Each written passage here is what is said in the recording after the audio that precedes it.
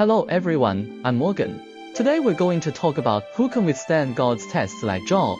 Job is called a saint because he is described as blameless and perfect. However, how is one considered perfect? God's view of perfection differs from our understanding.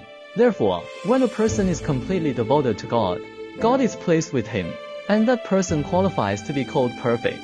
Therefore, the accuser Satan considers Job's righteous conduct hypocritical.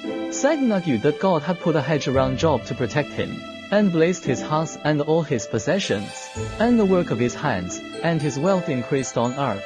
If you were to strike at all his possessions, he would surely blaspheme you to your face. Satan implied that God was easily deceived, that Job was fooling him, that Job's integrity was for personal gain, and that God's praise of Job was unjust.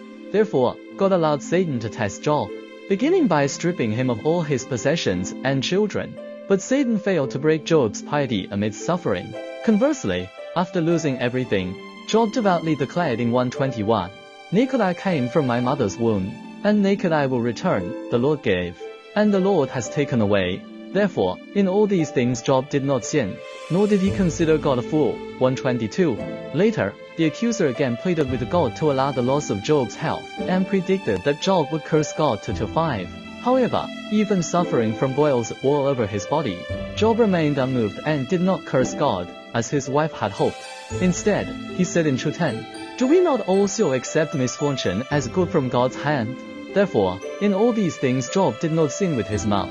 Job maintained his honest faith in God, feared the Lord, and turned away from sin.